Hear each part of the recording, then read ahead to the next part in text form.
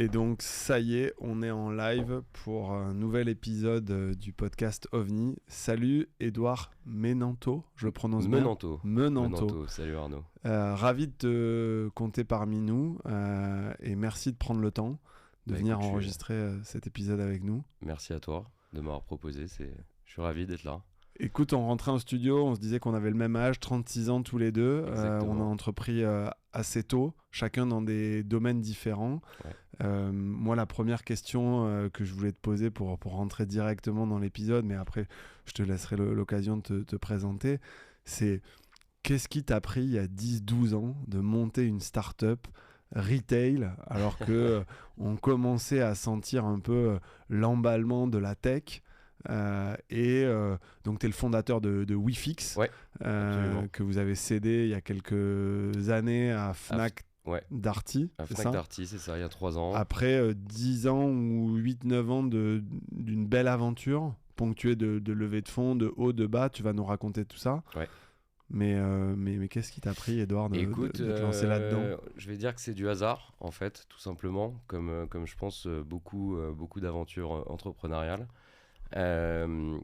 Moi en fait j'étais associé avec Gaspard Conrad. J'ai jamais été salarié de ma vie déjà, en fait j'ai fait une école de commerce comme beaucoup, et à la sortie de mon école j'ai tout de suite eu envie d'entreprendre.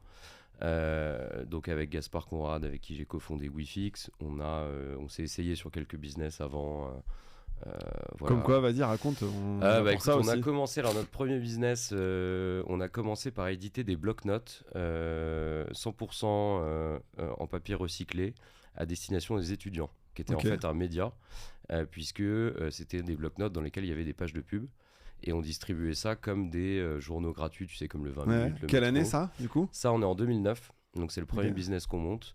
Tu sais que Taïkris, que j'ai financé, il avait un truc un peu pareil de papeterie où il avait l'image des stars, Tony Parker, Matt Pokora, machin, il avait fait ça, je crois, année 2003, 2008, 2010, puis il a fait ça aussi. Ouais. Bah écoute, nous on a fait nos débuts comme ça, donc c'était des bloc-notes 100% écologiques dans lesquels il y avait de la pub. Alors on est en 2009, c'est la crise, donc je te raconte pas, vendre des espaces pub sur du print, c'était pas évident, mais on a quand même réussi à éditer, je crois, 300 000 bloc-notes qui étaient distribués donc à la sortie des facs, des universités, etc.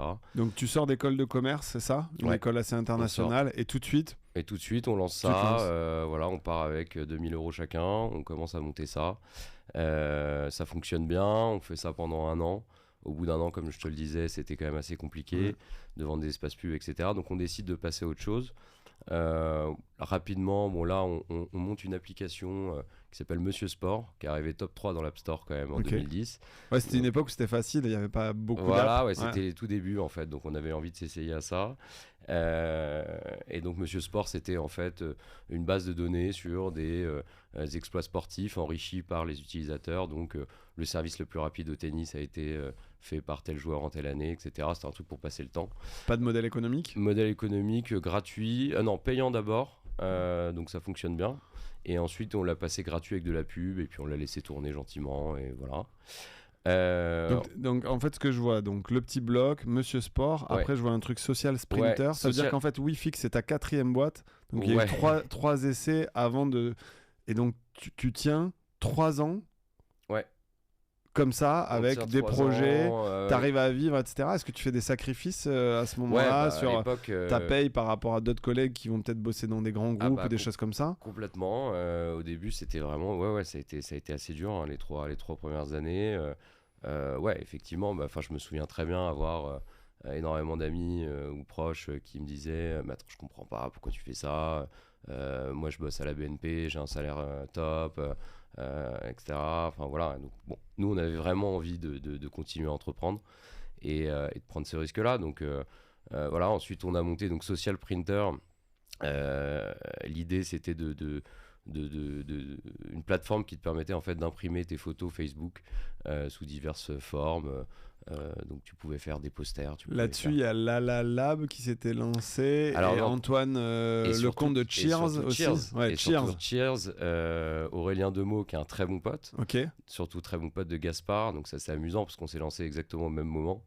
Et puis Cheers, c'est une super réussite, quoi. Ouais, Et... on les salue, on les apprécie. Antoine qui fait Climat Club maintenant, qui est un VC spécialisé dans les boîtes à impact, avec justement Jérémy Charrois de La Lab. D'accord. Donc on voit que tous les gens qui se sont lancés dans ce secteur-là, finalement, ont monté des beaux trucs. C'est cool. Ouais, c'était une aventure qui a été assez rapide parce que nous, finalement, on avait rencontré quelques investisseurs qui nous disaient qu'il y avait peu de barrières à l'entrée comparé à des Photobox, Photoways, qui étaient des gros e-commerce sur ce secteur-là à ce moment-là. Voilà. Donc on a assez vite abandonné le sujet. Et puis donc WeFix, qui s'est appelé d'abord Allo Smartphone. Donc l'histoire, elle est assez simple. En fait, j'ai cassé mon iPhone 3GS. Donc à l'époque, tu vois, ça remonte un petit peu. Et je cherche un moyen de le faire réparer. Je trouve pas de service à proximité de chez moi, à part d'aller chez Apple, mais c'est un rendez-vous dans un Apple Store, un horaire compliqué, ça coûte cher. Et finalement, je commence à me renseigner pour m'en racheter un autre. Je vais sur Le Bon Coin. Et là, je vois une annonce de quelqu'un qui me propose de venir le réparer chez moi à domicile. Donc je dis, bon, ouais, pourquoi pas, on tente. Donc à l'époque, Gaspard et moi, on travaillait dans mon petit studio de 20 mètres carrés. Et donc le mec débarque, il me répare mon téléphone en 10 minutes. C'était l'écran qui était cassé, il me répare mon téléphone en 10 minutes et il me prend 80 euros.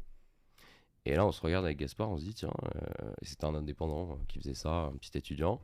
Et on se dit, tiens, c'est pas bête. Et donc en une après-midi, on crée une petite page web. Parce qu'il y en a un de vous deux qui codait, c'est ça? Ouais, bon, on avait quelques notions, Gaspard qui avait quelques notions de code. On crée vraiment une page très simple avec deux tarifs, réparation iPhone écran 3GS et réparation d'écran d'iPhone 4 avec deux tarifs. On achète, tu sais, un numéro prépayé chez Orange, voilà, qu'on met en haut. On crée une petite campagne AdWords. On met un petit budget dessus pour voir s'il y a de la demande, on fait tourner et là le téléphone se met à sonner. Parce que vous maîtrisiez déjà à cette époque-là tout ce qui est AdWords, acquisition online, etc. Ouais, on en avait vous avez appris sur le tard. On a appris sur le tard, clairement. On en avait fait un petit peu avant avec Social Printer, etc. Mais on a appris sur le tard, on bidouillait, quoi. Si tu veux, c'était vraiment les débuts. Donc ce qui est marrant, c'est qu'après vous avez fini en magasin, mais au début vous étiez quasiment 100% online pour tester en fait, pour faire au début on était online et ensuite donc on a vu que ça fonctionnait et on allait les réparer nous-mêmes. Ok. Donc on a acheté des pièces. On a acheté des pièces sur eBay et on est parti réparer nous-mêmes les smartphones. Ouais, donc t'avais pas froid aux yeux parce que t'as quoi, t'as bac plus 5, mais tu mets les mains dans le cambouis et tu vas toi-même réparer les téléphones. On y va, on se dit on y va, on teste. Et je peux dire qu'on a eu des petites sueurs froides. On s'appelait, c'était notre grand truc avec Gaspard, on s'appelait quand le téléphone se rallumait plus, enfin avec le client en face de nous évidemment, parce qu'on allait chez lui ou dans ses bureaux. Et on s'appelait en disant merde. Ah oui, parce que si tu casses le truc, le mec a toute sa vie, son stockage, ses machins. Okay. Et donc bref, on continue, enfin on teste le business comme ça fonctionne. Ensuite on embauche un premier technicien, un deuxième. Et donc on commence vraiment ce business-là avec la réparation à domicile. Ensuite on évolue un peu en B2B, on fait de la maintenance de flotte en Ile-de-France. Donc on envoie nos techniciens réparer directement dans les entreprises, les flottes professionnelles. Et puis à un moment, on se dit que finalement il n'y a pas assez de croissance et donc on cherche et puis surtout des coûts d'acquisition assez élevés online et peu de scalabilité parce que difficile d'aller scaler un business avec des techniciens volants, c'est-à-dire techniciens qui allaient réparer sur site, etc. Et donc je rencontre à l'époque les fondateurs de Deli Sushi, qui est une entreprise donc, qui font des corners de sushi dans les magasins Carrefour, dans les hypermarchés, et qui m'expliquent qu'ils en ont déployé 100 en 2 ans. Et donc je me dis, tiens, c'est pas con ça, il y a peut-être quelque chose à faire. Et donc c'est comme ça qu'on a commencé. Et cette rencontre, elle arrive comment? En fait, comment tu la rencontres? C'est par la bande, par des réseaux d'entrepreneurs? Ah ouais, j'étais au réseau Entreprendre. D'accord. Ouais. Alors réseau Entreprendre, est-ce que tu peux expliquer aux gens qui nous écoutent, qui savent pas ce que c'est? Moi, la compréhension que j'ai, c'est une association, parce qu'il n'y a pas forcément un but lucratif derrière, qui fait des prêts à des entrepreneurs qui veulent se lancer de 25, 50, 100 000 euros et qui met un coach, c'est ça, pour accompagner. Exactement. Et donc toi, tu as bénéficié de ça et les fondateurs de Deli Sushi aussi. Aussi, ouais, c'est ça. Et donc en fait, effectivement, tu passes un certain nombre de... Enfin, c'est-à-dire qu'ils te proposent en fait de rentrer dans le réseau Entreprendre. Pour ça, il y a certains critères, etc. Je les ai plus en tête. Et ils te prêtent donc de l'argent avec... je sais plus quelles sont les conditions, mais c'est vraiment c'est plutôt cool. Tu as 2-3 ans pour rembourser, voire plus de décalage. Et puis, absolument. T'es pas forcément caution perso d'ailleurs, je crois, c'est contre-garanti par BPI. Donc, exactement, c'est plutôt cool. Donc, si vous voulez vous lancer, que vous écoutez ce podcast, le réseau Entreprendre, ça fait partie des bonnes adresses, c'est ça? Ouais, effectivement, ça nous a bien aidé. Ça t'a permis de rencontrer ces fondateurs de Deli Sushi. Ouais. Et ça a un peu changé la trajectoire de WeFix, c'est ça? Ouais, complètement, puisque en fait, c'est ça qui nous a permis et qui nous a donné envie en fait d'aller changer, de pivoter complètement de notre business model. Et donc finalement, moi je connaissais pas du tout l'univers des centres commerciaux, des hypermarchés, etc. Et donc j'arrive pour aller voir un hypermarché Carrefour. Et donc je rentre dans cet énorme centre commercial et je me rends compte qu'effectivement, il y a une possibilité d'aller s'implanter dans le Carrefour, mais qu'en fait, il y a aussi une galerie marchande autour de l'hypermarché, et que finalement, ça a plus de sens d'aller s'implanter dans la galerie et d'être plutôt une vraie enseigne parmi les autres, plutôt que d'être dans l'hypermarché. Donc cette idée-là, 2012-2014, 10-12 ans après, aujourd'hui, c'est 130 boutiques, 30 000 téléphones réparés par mois, 350 collaborateurs, c'est ça à peu près? C'est plus que ça. Plus que ça maintenant? Ouais, c'est plus que ça. Alors nous, on est monté à 150 points de vente, 160 points de vente. Quand j'ai quitté WeFix, on était 550 collaborateurs en juillet 2022. Et oui, en termes de réparation, je pense que c'est ça. Ça doit être au moins 30 000 réparations par mois. Ouais. Et quand tu te lances, ce marché-là, il est naissant. Il y a quelques concurrents qu'on a dont on a entendu parler, qui faisaient peut-être plus de bruit que toi, du Save My Smartphone. Nous, on a les fondateurs de Recommerce qui sont souscripteurs dans nos fonds. C'est ça les gens que tu as face à toi à cette époque-là? Alors, Recommerce, non, parce que Recommerce, c'est vraiment c'est un acteur qui est spécialisé sur le smartphone reconditionné. Donc, c'est devenu un concurrent après, puisque en fait, c'est une activité qu'on a développée en complément de la réparation. Okay. Mais effectivement, Save, qui était notre concurrent principal, qui est sur un modèle...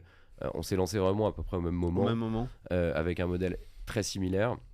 Et donc finalement, on a développé un réseau au même moment sur un concept assez similaire, donc de corner en centres commerciaux et de points de vente aussi en centre-ville, qui était notre concurrent principal, qui est parti ensuite en redressement judiciaire et puis qui a été racheté par un autre acteur. Qui avait levé beaucoup plus d'argent que vous. Toi, au final, tu as levé quoi, 3-4 millions, donc tu as essayé assez lean au global, 4 millions. Ouais, c'est ça. Alors, ils avaient levé combien? Je vais aller voir. Je sais plus, j'ai plus en tête, mais quasiment, ils avaient dû lever entre 8 et 10 millions. Okay. Quelque chose comme ça. Effectivement, Save, c'était très très belle boîte, avec un fonctionnement assez différent. Puisque nous, on a vraiment travaillé énormément sur la structure, le back-office, la gestion des stocks, on pourra en reparler. Mais, je vois 16 millions 7, donc 4 fois plus que toi. Ouais. Alors après, nous, quand on a levé 4 ou 5 millions après, au total, dette, on a levé quasiment l'équivalent en dette. Okay. Mais sur toute la durée de l'aventure. Et donc Save, je pense que les gens qui nous écoutent en partie connaissent un peu cette aventure. Moi justement, ce qui m'intéressait, et surtout que mon associé Augustin, que tu connais et qui nous a présenté, parce que nous c'est la première fois qu'on se rencontre, avait lancé un business un peu équivalent, lui, à l'étranger, je crois au Mexique. Exactement. Donc il connaît bien cette industrie, donc c'est peut-être lui qui aurait dû faire l'interview. Mais et donc effectivement l'histoire de Save, on la connaît, c'est un peu hyper croissance, pas forcément maîtrisé, et du coup ce dérapage sortie de route, RJ, et puis après adossement à un grand groupe, je crois. Ouais, adossement à un groupe qui s'appelle Remade, qui lui-même derrière n'a pas réussi à durer. Et donc, toi, comment vous traversez tout ça en étant justement plus peut-être précautionneux sur la gestion du cash, en investissant sur d'autres sujets? C'est quoi? Vous avez investi sur du CRM, sur de la logistique? Qu'est-ce qui a fait que tu as deux boîtes qui partent avec la même ligne de départ et à l'arrivée, c'est pas forcément les mêmes trajectoires? En fait, si tu veux, je pense que ce soit les fondateurs de Save ou nous, on s'est retrouvés à monter une boîte retail un peu par hasard, avec la croissance d'une boîte tech. Et donc, on s'est retrouvés à implanter quasiment 100 points de vente en 2 ans, ce qui est énorme. Et en fait, ce qu'il faut comprendre avec le retail, c'est que, évidemment, sur chaque point de vente, tu as des stocks. Donc, des stocks, c'est de la trésorerie immobilisée. Si tes stocks ne tournent pas, finalement, du coup, ton cash est immobilisé. Donc, tu te retrouves très vite à court de cash. Donc, en fait, nous, le choix qu'on a fait on a identifié ce problème assez rapidement et donc on a implémenté SAP, qui est un ERP que tout le monde connaît. Encore une fois, on nous a pris pour des fous parce que implémenter c'était assez compliqué, c'était assez cher, ça nous a coûté assez cher et beaucoup de temps aussi. Mais c'est ça qui nous a permis d'avoir une bonne gestion de Wifix. Si tu veux, nous on proposait la réparation de smartphones, de tablettes, de watch sur 10 marques. Sur ces 10 marques, tu vas avoir, j'ai plus le nombre de modèles en tête, mais tu as quasiment 400 modèles, quoi. Donc ça veut dire, et dans chaque... Et il faut avoir les 400 pièces de rechange, etc. C'est tout l'enjeu. Donc, et t'as pas de côté prédictif, c'est-à-dire tu sais pas que 50% de ton business ça va être Apple ou des choses comme bien ça. Bien sûr que si, ouais, bien sûr que si. Mais tu vois, même tu prends un iPhone, un modèle d'iPhone, sur un modèle d'iPhone, par exemple, je te dis l'iPhone 12, j'en sais rien, tu vas avoir 20 ou 30 pièces sur l'iPhone 12. Qui seront pas les mêmes que sur l'iPhone 11, l'iPhone 13, etc. Donc en fait, effectivement, tu travailles en permanence tes stocks, en permanence, sachant que nous, en plus, nos points de vente avaient des espaces de stockage assez réduits. Et donc en fait, tout l'enjeu, c'est convertir ton trafic. Donc tu as un trafic qui passe devant ton point de vente, comment tu le convertis, comment tu es sûr de le convertir, comment tu le convertis au maximum. Donc il faut avoir effectivement la bonne pièce au bon endroit au bon moment. Et parce qu'en fait, tu as des gens aussi qui passent, qui te voient dans la galerie et qui pensent à toi, donc tu as un peu de pub de par ce flux et tu vas le capter, les gens vont revenir un mois plus tard et vont dire ah je vous avais vu là, machin, je veux faire réparer mon téléphone. Et d'ailleurs, je pense que ce choix de vous implanter en tant que corner, c'était aussi une stratégie un peu lean versus j'ai des boutiques en propre, je pense à de Zephone House ou des choses comme ça, qui ont aussi fait de la réparation. Ça, c'était un choix stratégique. Vous l'avez réfléchi longtemps, donc c'est quoi, 2014 à ce moment-là, 2014, ouais. Premier point de vente implanté en 2015, ouais. Ok, 2015. Où ça Carrefour Montesson. Ouais, dans le 78. Excellent. Voilà. Et donc sur toutes les ouvertures, tu te déplaces, ton associé se déplace, vous faites le tour de France. Au début, effectivement, les premiers points de vente, on était dessus. C'était vraiment une découverte. Moi, je connaissais pas encore une fois du tout ni le real estate, les centres commerciaux, etc. Donc, je me suis fait le tour de France des centres commerciaux. On me proposait des emplacements. Alors, ce qui était assez intéressant finalement, c'est que quand tu t'implantais un premier point de vente dans une foncière comme la foncière de Carrefour, et elle te proposait directement 30 ou 40 emplacements. Donc après j'allais visiter, je comptais le nombre de personnes qui passaient devant l'emplacement. T'as tout un travail à faire avant de s'implanter évidemment. Le choix en fait de se mettre en corner, c'est un choix stratégique, d'une part parce que t'es dans le flux, donc t'es hyper visible. Et d'autre part parce qu'en termes de capex ça coûte beaucoup moins cher qu'une boutique. Quand je dis tu peux révéler combien ça coûtait à l'époque à peu près ce genre de corner? Pour nous, les gens qui nous écoutent, c'est intéressant. Ouais, on a réussi sur la production à série à descendre le coût d'un point de vente, donc d'un corner, à 15 000 euros. Versus une boutique où c'est quoi, 50, 100? Ouais, 100 000 euros. 100 000 euros. 100 000 euros. Donc en fait c'est ça qui nous a permis en fait d'implanter et avec des chiffres d'affaires qui sont comparables, parce que finalement ensuite on a développé des points de vente en centre-ville et finalement les performances étaient quasiment les mêmes qu'en corner. Donc c'est ça qui était assez génial, c'est qu'avec vraiment un investissement de départ qui était assez faible, on arrivait vraiment à capter du business comme un point de vente classique, quoi. Et là-dessus, du coup, tu as besoin de lever un peu des fonds, on en a parlé. Donc je crois que vous faites 3-4 levées de fonds, c'est ça? Au début, plutôt Family and Friends. Ensuite, vous faites rentrer un associé. C'est toujours vachement délicat, ce moment où tu fais rentrer un nouveau associé, un late co-founder. Comment vous le trouvez? Comment vous le challengez? Comment vous négociez un peu son entrée, l'équilibre, passer de 2 à 3? Tu peux me raconter tout ça? Ouais, bien sûr. Donc, première levée de fonds, effectivement, assez classique, 100 000 euros, Friends and Family. Et puis ensuite, donc on cherche 800 000 euros. On cherche 800 000 euros. Et en fait, donc moi je m'occupais de tout le développement et de la partie offre, etc. Gaspard s'occupait plutôt des opérations, des achats, de la partie logistique et de la partie réparation.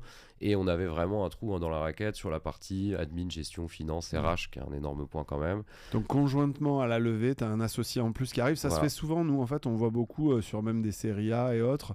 Des fonds qui arrivent, qui mettent 2-3 millions et qui disent ça serait bien qu'il y ait tel profil qui rentre. Et à ce moment-là, comment il s'appelle? Tu as un troisième associé Mathieu qui rentre. donc, qui arrive et qui est pour moi le meilleur move qu'on ait fait finalement, parce que c'est clairement c'est devenu hyper complémentaire, quoi. C'est-à-dire que c'est vraiment ce qui nous manquait. Mathieu, à l'époque, sortait de quelques années en audit, avec une énorme envie d'entreprendre. Il se posait la question de monter un projet lui-même ou alors de rejoindre un projet. Il se trouve que voilà, ça a bien fonctionné, on l'a fait rentrer, voilà, on a trouvé une vraie complémentarité tout de suite. Je pense qu'il s'en souvient parce que, enfin, une petite anecdote, mais le premier jour où il est arrivé, on était dans des petits bureaux qu'on partageait d'ailleurs dans le 3e arrondissement avec des copains d'Easy Peasy d'ailleurs, qui est une boîte de lunettes, je sais pas si tu connais. Non, ça me parle pas. Et donc Mathieu arrive et je lui sors une pile de dossiers comme ça en lui disant bienvenue. Et sympa. Voilà. Et puis bon, non, finalement ça s'est hyper bien passé. Et ouais, je pense que c'est ce qu'on appelle plus communément du smart money. C'est-à-dire qu'en fait, et c'est ce qu'on a fait d'ailleurs par la suite sur les levées de fonds qu'on a fait derrière, c'est d'essayer de trouver évidemment des fonds pour se développer, mais aussi d'essayer d'avoir des investisseurs qui peuvent vraiment apporter quelque chose. Ouais. Et ça a été le cas, puisque derrière, sur les levées de fonds qu'on a fait, on a fait rentrer donc des business angels. Je pense à Olivier Duhat, qui était au board de WeFix, qui est le fondateur de WebHelp, qui nous a beaucoup aidé. WebHelp, qui est leader du service client. Son associé, c'était Frédéric Jousset aussi, qui était au capital de WeFix aussi. On avait aussi Elie Koubi et Frédéric Bious, qui étaient les gérants de Sandro Mach Claudie Pierlot, donc spécialistes du retail, pareil, qui nous ont aidés énormément. Donc voilà, finalement... Quand tu dis ils nous ont aidés énormément, ça peut paraître flou pour les gens qui vont nous écouter et qui vont nous voir. Comment ils t'aident, ces gens-là? Donc Fred Jousset, son associé, les autres, c'est des coups de fil, c'est des réunions, ouais, c'est quoi en fait? C'est ça, c'est des coups de fil. Je veux dire, dans ta vie d'entrepreneur, tu as des doutes tous les jours. Et quand tu as la chance d'avoir accès à des personnes qui sont passées par là, qui sont successful, et qui peuvent qui vont tout de suite te dire non, fais pas cette erreur, je l'ai déjà faite, essaye plutôt ça, ou je te mets en contact avec un tel. Et c'est quoi qui te réveillait la nuit? C'est quoi les questions que tu leur posais à ce moment-là?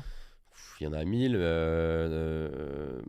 Non, nous, on a eu énormément de sujets sur la partie RH, par exemple, qui était un énorme sujet, puisqu'on s'est retrouvé tout de suite avec des centaines de salariés à gérer. Avec un turnover fort avec ou un finalement turnover pas fort. tant que ça? Pourquoi? Turnover fort, c'était quoi ton diagnostic? On s'est retrouvé en fait confronté à une population quand même assez jeune. Et si tu veux, bon, au début, on a fait le choix d'embaucher des techniciens. On s'est rendu compte que ces techniciens, en fait, n'étaient pas forcément des vendeurs. Donc finalement, on a changé notre fusil d'épaule. On a créé vraiment une école de formation technique dédiée à la réparation de smartphones. Donc on a plutôt embauché des vendeurs qu'on a formés à la réparation. En fait, on a créé un espèce de métier, un nouveau métier un peu hybride entre le vendeur et le technicien, qui était assez grisant. Mais malgré tout, faut savoir que travailler en point de vente, c'est assez intense. Tu es dans un flux de clients, tu dois faut avoir envie. Et finalement, on se rend compte que voilà, il y a de la démotivation. Au bout de quoi, un an, 2 ans? Ouais, c'est ça, au bout d'un an. Ouais. Mais c'est normal, c'est une population qui est jeune, qui est volatile, qui a envie de voir d'autres choses. C'est-à-dire que tu vas être motivé pendant un an, puis au bout d'un an, tu vas te dire tiens, est-ce que j'irais pas plutôt faire autre chose, quoi. Donc, mais ça, je pense que c'est le cas un peu pour. Dans pas mal de secteurs. Mais, et donc cette formation, elle se faisait quoi, à distance? Vous leur envoyiez des contenus? C'était quelqu'un qui faisait le tour de tous les magasins? Comment tu as structuré cette culture d'entreprise, cet ADN finalement WeFix? Ouais, on a créé une formation physique. 2 semaines. En 2 semaines, tu savais réparer un smartphone. Et n'importe quel, les 400 modèles quasiment. On va dire les 10 modèles les plus réparés. Et puis ensuite, formation continue, online, formation sur le terrain avec des formateurs volants. Accompagnement constant en fait des équipes, quoi. Et puis voilà, on a mis en place des choses aussi assez qui ont vraiment aidé, un réseau social interne, tu vois, entre donc collaborateurs. C'était Facebook Workplace, Pro, Workplace, voilà, okay. Par exemple, qui a vachement, qui a vraiment aidé, parce que du coup ils se donnaient les tips entre eux. Ça crée du lien entre tous ces gens-là.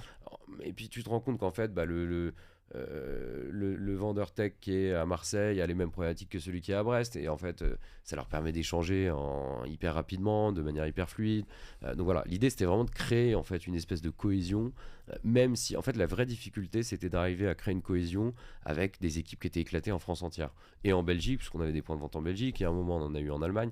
Donc tu les réunissais quoi, une fois par an, un énorme team building? Non, on fait la fête, même pas, c'était jamais. compliqué parce que finalement, tu vois, ça coûte cher, c'est compliqué, tu vois, réussir à déplacer tout le Puis monde. t'es ouvert les samedis, donc... Voilà, c'était hyper compliqué de le faire. Moi, j'aurais adoré le faire, mais c'était hyper compliqué. Donc finalement, on les réunissait justement un peu sur ce réseau. Je faisais des lives. Voilà, on essayait vraiment de créer en fait une cohésion d'équipe, mais via des outils digitaux, quoi, du WhatsApp, du réseau, etc. Et ça, c'est pas évident. C'est vraiment pas évident. Très intéressant. 6 ans après la création, donc c'est ça, 6-7 ans après la création, vous repartez en levée après 2-3 levées de fonds. Ouais. Et là, finalement, il y a un gros corpo, Instit, qui vient vous voir, qui vous dit, bon, en fait, nous, on est peut-être intéressés, pas par participer à la levée, mais par racheter, c'est quoi, 51% de la boîte? Ouais, c'est ça. Alors, donc on est en 2018, on repart en levée de fonds, on sent qu'il y en a encore sous le pied. On voit que nos concurrents, effectivement, ils sont dans des situations un peu compliquées. Donc on se dit, ok, on a une autoroute devant nous, on part en levée de fonds. Et donc le groupe Fnac Darty apprend qu'on cherche à lever des fonds. C'est quoi, c'est le DG qui vous contacte? C'est Vincent Buffet à l'époque qui était du M&A. Ouais, qui était DG. Enfin qui contacte la banque d'affaires avec laquelle on travaillait à ce moment-là. Donc la banque d'affaires m'appelle et me dit, Edouard, voilà, tiens, il y a Fnac Darty qui est intéressé. Moi je dis non, attends, nous on lève des fonds, on reste focus sur la levée, on continue le roadshow, etc. Et donc David Salabi à l'époque de Cambon me dit, écoute, va les voir, c'est peut-être intéressant quand même. Et donc je dîne avec le DG et finalement, voilà, en discutant, pour moi, en fait, j'avais peur du rachat. On a toujours peur parce qu'on se dit, attends, ça y est, je me fais racheter, l'aventure s'arrête, c'est terminé. Mais en fait, non, parce que c'est un rachat, oui, mais c'est avant tout un investissement. Le deal qui était proposé, c'était qu'on reste une filiale indépendante, donc on reste vraiment setup exactement comme on l'était avant. C'est-à-dire pas d'intégration, pas de fonction support mutualisée, etc. Voilà, un investissement de la part du groupe comme un fonds d'investissement finalement, donc du cash pour se développer. Qui est conditionné à l'atteinte d'objectifs peut-être? Qui est conditionné à l'atteinte d'objectifs. Ouais, en partie. En partie. Alors l'atteinte d'objectifs, ce qui est conditionné à l'atteinte d'objectifs, c'est plutôt le rachat et la valorisation de tes actions. Donc, en fait, ouais, parce que ça se fait en 2 temps. Donc tu cèdes 51%, tu cèdes 50% en 2018, c'est ça? Ouais, en 2018. Et 2-3 ans après, souvent, tu es obligé de rester 2 ans, tu cèdes une autre partie. Absolument. Avec des conditions. Donc c'est plus ça. Là, en l'occurrence, c'était donc 3 ans après. Donc en fait, le deal, c'était... donc nous, les 3 fondateurs associés, 50% cédés en 2018. Nos actionnaires historiques 100%. 100%, bien sûr. Et donc 50% du reste de nos actions à la fin de l'earn-out sur objectif, donc à la fin des 3 ans. Ça, donc tu étais bien entouré. Cambon, c'est une des meilleures banques d'affaires de la place parisienne. À des gens qui nous écoutent, qui hésitent aujourd'hui à faire appel à un leveur de fonds ou faire appel à une boutique comme ça qui sait faire du M&A. Quels conseils tu leur donnes? Qu'est-ce que tu as appris dans ces différents process de levée de fonds quand tu n'étais pas accompagné au début, accompagné par la suite? Qu'est-ce que tu retiens de tout ça? Je dirais que ouais.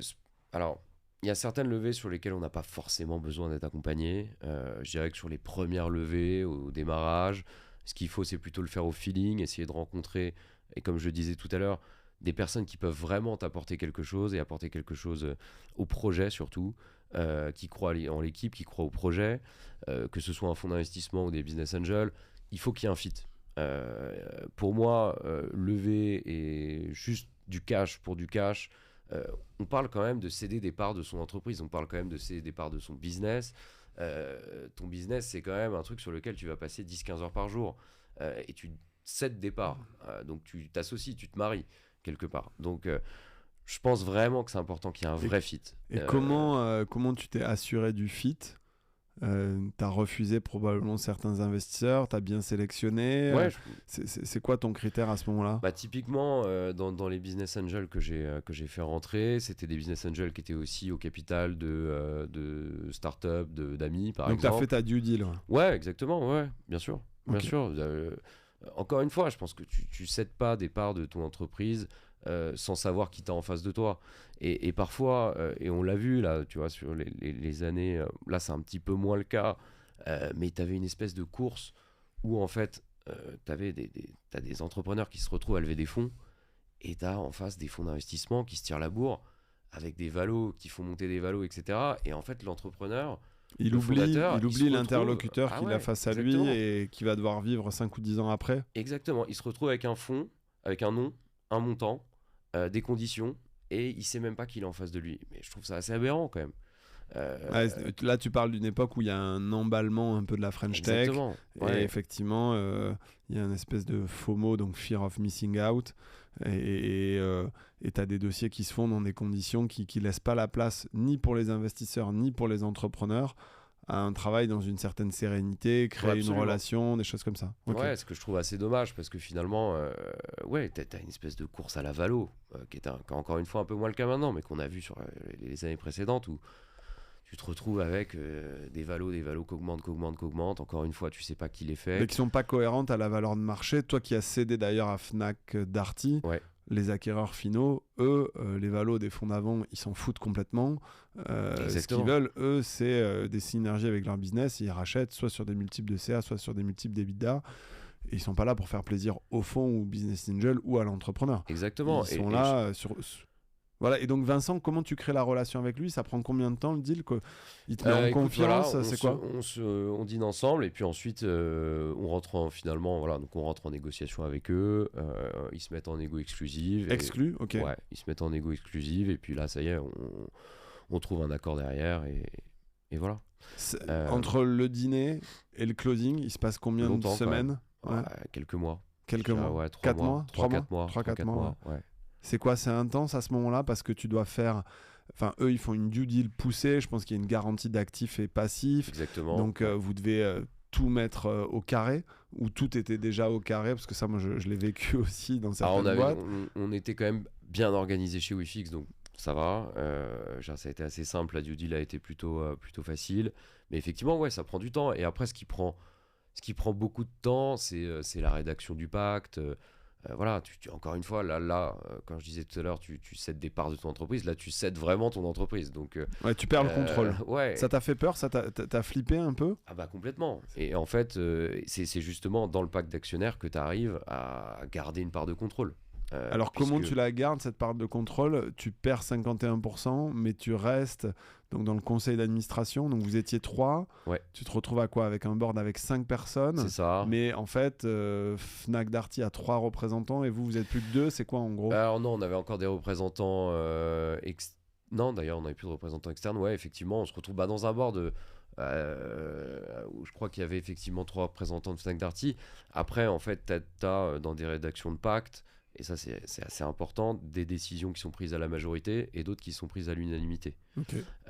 Et ça... c'est sur ça que le dur de la négo se passe. Ouais, absolument, parce qu'en fait les décisions à l'unanimité, du coup si tu as ne serait-ce qu'une voix... C'est quoi? C'est le budget par exemple, la validation du budget, ça la peut être strat, le budget, quoi? ça peut être les recrutements, ça peut être tout ce qui est investissement, ça peut être... Enfin voilà, c'est vraiment toutes les décisions opérationnelles que tu vas avoir dans ton entreprise qui vont être régies dans ce pacte-là et avec différentes prises de décision, encore une fois unanimité ou majorité par exemple.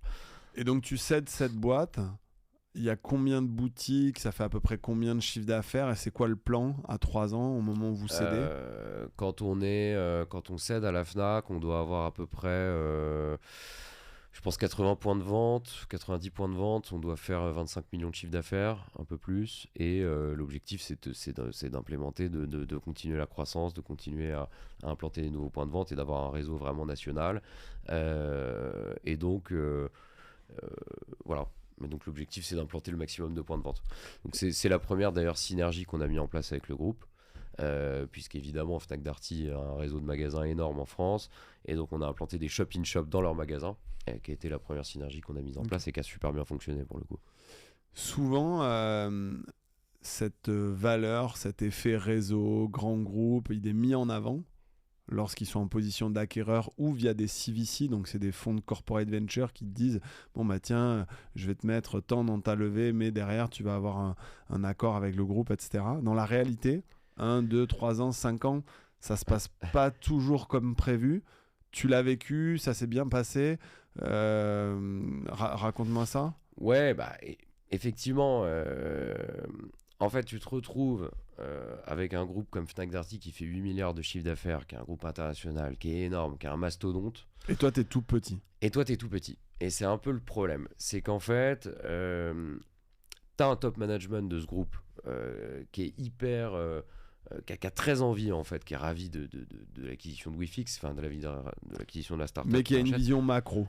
Qui a une vision hyper macro et qui en fait... et le problème que tu vas avoir, en fait, c'est que tu te retrouves très vite bloqué dans les strates du milieu. Et je sais que ça a été notre cas, ça a été le cas aussi pour d'autres entrepreneurs que je connais qui se sont fait racheter par des grands groupes industriels, où en fait, il y a plein de synergies qui sont évidentes, mais sauf qu'en fait, tu te retrouves à aller voir des personnes dans le middle management de ce grand groupe qui, en fait, sont pas incentivées sur la mise en avant et la mise en place de synergies avec ton entreprise. Ouais, c'est-à-dire qu'il y a une bonne volonté finalement de tout le monde, mais dans l'exécution, dans la mise en œuvre, derrière c'est beaucoup plus dur parce que tu n'es pas sur le même rythme de business entre une start-up qui connaît cette croissance rapide comme vous l'avez et comme tu dis des boîtes où tu as des milliers de collaborateurs. Exactement. Et où tout est un peu plus lent. Et donc ça c'est frustrant, c'est frustrant pour un entrepreneur comme toi. C'est hyper frustrant et je te cache pas que oui, moi j'ai vécu 3 années qui sont plutôt bien passées avec Fnac Darty, mais il y a eu une grosse frustration aussi parce que t'as des choses que tu as envie de mettre en place très rapidement et qui se font pas. Et notamment, on en parle assez peu, mais bon, le but de ce podcast avec OVNI, c'est aussi de rentrer dans les coulisses du métier du VC. Ton complément de prix est déterminé aussi par l'atteinte d'objectifs. Ouais. Et donc, ça veut dire que l'entrepreneur n'est pas lésé, mais perd un peu, finalement, 2-3 ans après, si toutes les synergies ne se mettent pas en place. Et d'ailleurs, le grand groupe perd aussi. C'est-à-dire, c'est juste que la fusion crée moins de valeur pour les deux entités. Ouais. Toi d'un point de vue patrimonial et eux d'un point de vue business et c'est ce qu'on voit assez souvent et c'est ce que tu as vécu, c'est ce que tu as vu aussi. Ouais, mais d'un point de vue business, si tu veux, nous encore une fois tu es tellement petit dans l'univers d'un groupe comme ça que finalement l'impact pour eux il est pas énorme, alors que pour toi il est énorme, puisque nous on était incentivés par exemple sur des performances et sur de l'EBITDA. Quand tu écris un plan au moment où tu fais ce deal, en fait, tu écris un plan avec donc, ce groupe qui te rachète, avec une partie que tu connais, puisque c'est une partie de ce que tu sais faire, donc déployer des points de vente, etc. Puis une autre partie qui va être des synergies qui vont être apportées par le groupe. Et en fait, voilà, donc tu t'engages et tu signes un plan sur lequel tu es censé y croire. Et puis tu te rends compte qu'effectivement, il y a plein de synergies qui n'arrivent pas, donc les performances ne sont pas au rendez-vous, et donc il y a de la frustration. Puisque c'est hyper facile de s'engager sur quelque chose que tu sais faire, mais quand tu t'engages sur quelque chose que tu maîtrises plus, et bah forcément ça crée de la frustration.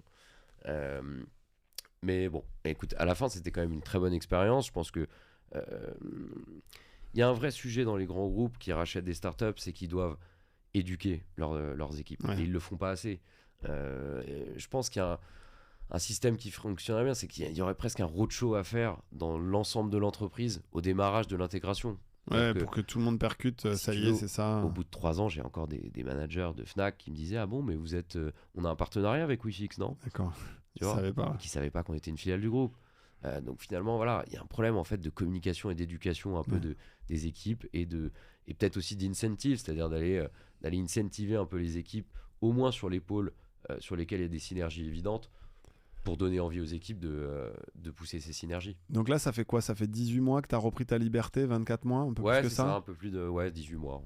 Ouais, un peu plus. Qu'est-ce que ça fait à 36 ans d'avoir vécu déjà tout ça, d'avoir 20-30 ans de potentiel business devant soi, d'avoir aussi les moyens de financer ?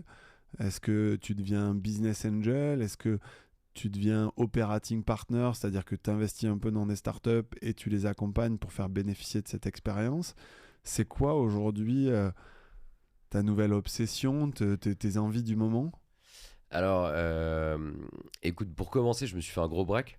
Okay. Parce que, si tu veux, les 10 ans que j'ai passés chez Wifix, je les ai pas vus passer. Tu m'aurais dit que ça aurait duré 4-5 ans. Enfin, tu vois, c'est vraiment, j'ai rien vu passer. Ça allait à une vitesse folle. Donc le corps en a besoin. T'avais une fatigue physique, t'as pris une charge, raconte. Ouais, j'ai pris, que ce soit mes associés ou moi, c'est éreintant. C'est éreintant, tu penses qu'à ça. C'est-à-dire, soir, week-end, vous bossiez tout le temps?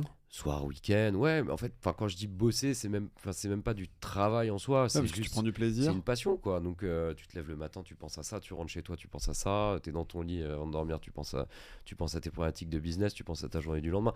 En fait, tu vis avec ça, quoi, au quotidien, et c'est génial. Et effectivement, tu te retrouves 10 ans après, waouh. Tu te rends compte de ce que t'as fait, de ce que t'as construit, c'est génial, et en même temps, tu te dis, attends. Tous mes potes ont 2 enfants, moi j'en ai pas. Tu vois, tu te rends compte quand même que tu as consacré toute ta vie à ce business-là, que c'était génial. Et du coup, c'est le moment aussi de souffler un peu, de prendre du temps pour soi.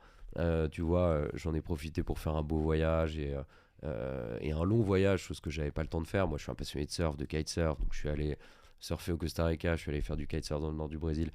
C'était fabuleux, j'ai pris vraiment du temps.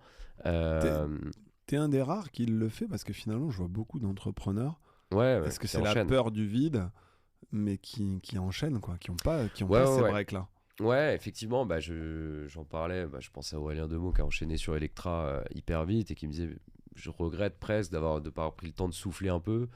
Mais bon, il se retrouve aujourd'hui avec une boîte qui est exceptionnelle et un projet extraordinaire. Ouais, moi, voilà, je pense que j'avais peut-être besoin aussi de souffler, j'avais envie surtout de profiter. Et puis voilà, donc 1 an de break, des investissements, parce qu'au fait, tu te retrouves aussi avec du capital et pareil, j'avais pas pris le temps de le déployer, puisque pas forcément le temps. Et donc j'ai pris le temps de déployer un petit peu, business angel, j'accompagne des boîtes, j'accompagne des entrepreneurs. Ça me fait, j'adore ça, j'adore passer du temps et des problématiques business sur les 10 années que j'ai passées, j'en ai eu plein.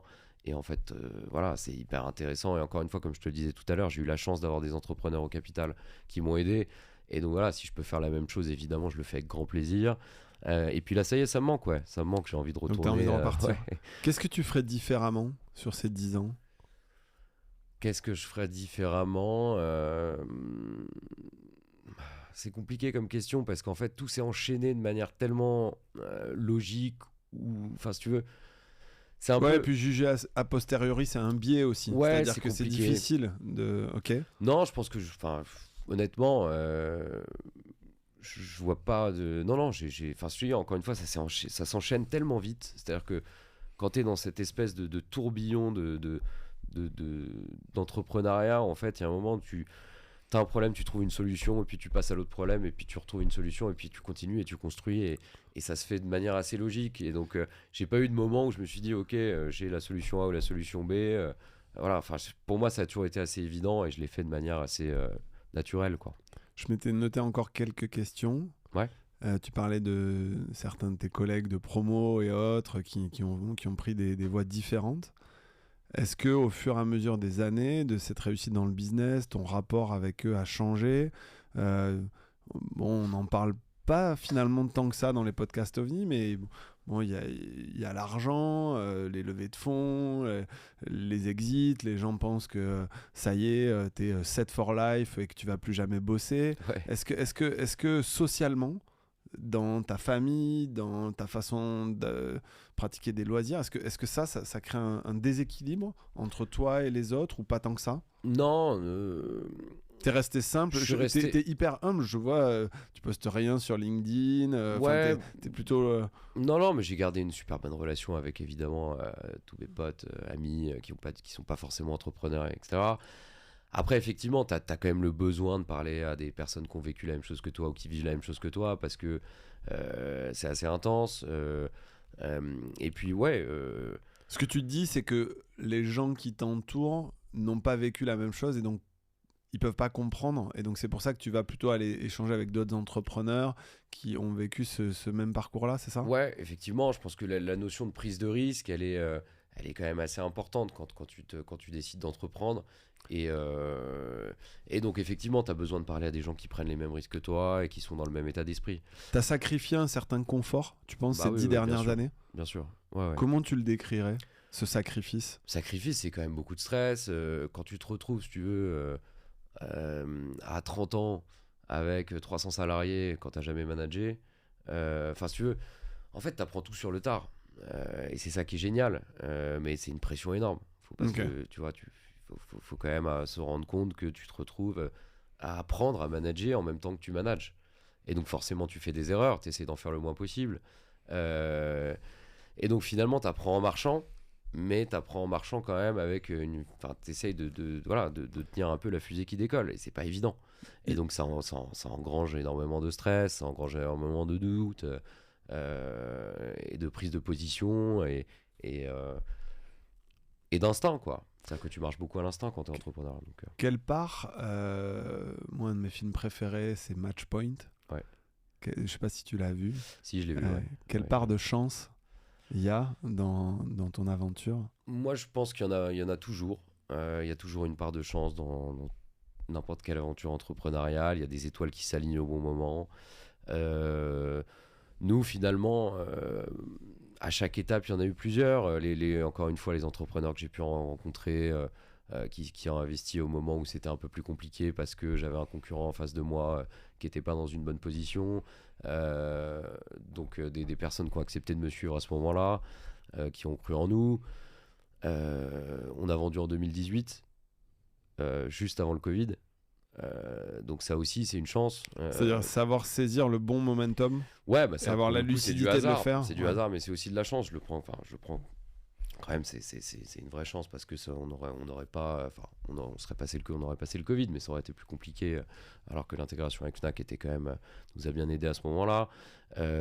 C'est beaucoup de rencontres, c'est des décisions, c'est des moments où pareil, dans les recrutements que tu vas faire, une personne clé qui va rentrer chez toi, qui a de l'expérience, qui va t'aider, qui va te structurer, qui va t'aider à structurer. Encore une fois, comme je le disais tout à l'heure, on se retrouve très vite aux manettes d'un projet, d'équipe, avec des compétences qu'on n'a pas forcément. Il faut être assez humble là-dessus. Et je pense que beaucoup d'entrepreneurs seront d'accord avec moi sur ce sujet-là. Donc il faut savoir bien s'entourer.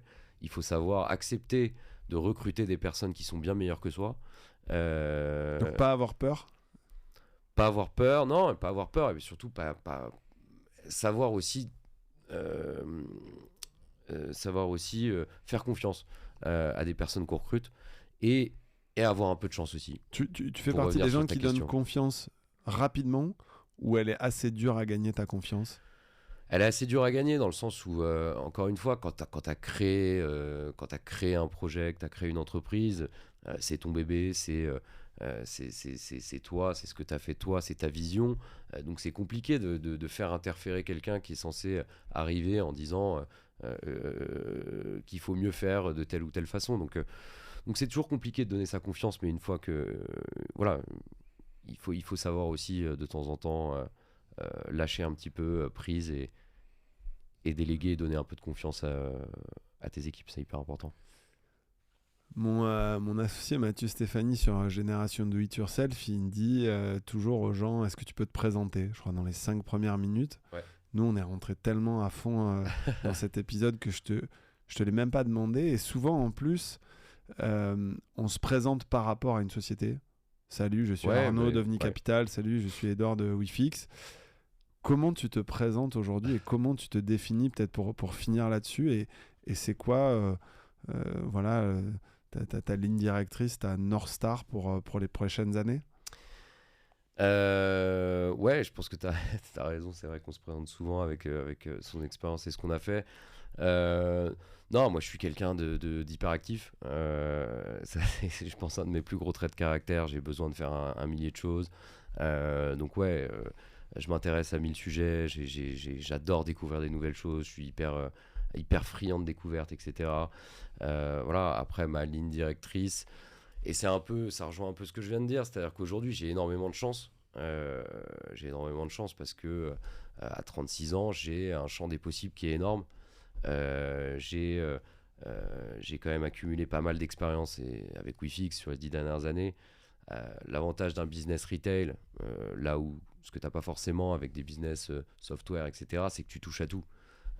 Tu touches à du RH, tu touches à de la logistique, tu touches à énormément de choses. Donc aujourd'hui, j'ai cette chance d'avoir accumulé énormément d'expérience et de me dire que le champ des possibles, il est énorme. Donc au-delà du capital, ce que tu retiens de tout ça et du côté patrimonial, c'est ça. Ouais, c'est l'expérience. C'est de me dire que j'ai une expérience aujourd'hui de malade, qu'effectivement j'ai du capital, donc j'ai cette chance aujourd'hui d'avoir le temps, entre guillemets, de ne pas être pressé en tout cas sur ce côté financier.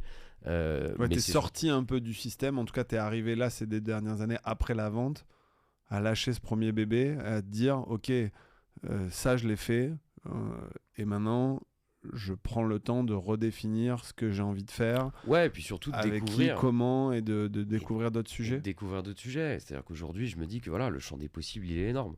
C'est génial. Et donc là, aujourd'hui, je suis dans une... j'essaye de parler à un maximum de personnes, d'aller comprendre des business que je connais pas. Aujourd'hui, évidemment, on a tous ce sujet d'intelligence artificielle qui est énorme. Tu en entends parler toute la journée dans n'importe quel média que tu vas lire, n'importe quelle personne que tu vas croiser dans l'écosystème. Donc c'est hyper intéressant. Donc là, tu vois, je m'intéresse énormément à ça en ce moment. Je me dis qu'en fait, tout est possible, quoi.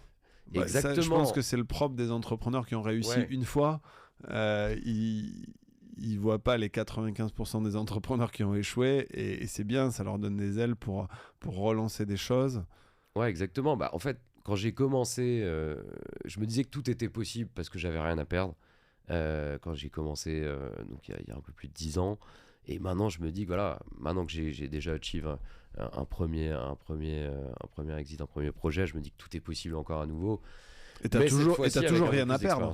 T'as toujours rien à perdre. Non, mais c'est ça qui est génial. C'est ça qui est génial. Soit on gagne, soit on apprend. Ouais, voilà. Donc, comment on te contacte pour prendre un café avec toi? LinkedIn, Insta, mail. LinkedIn, Insta, enfin voilà. Tu peux donner ton mail aux gens qui nous écoutent ou pas? Ouais, je peux donner mon mail, c'est e.menanto@gmail.com. Vous pouvez m'envoyer un mail classique. quand vous voulez. J'adore. Voilà.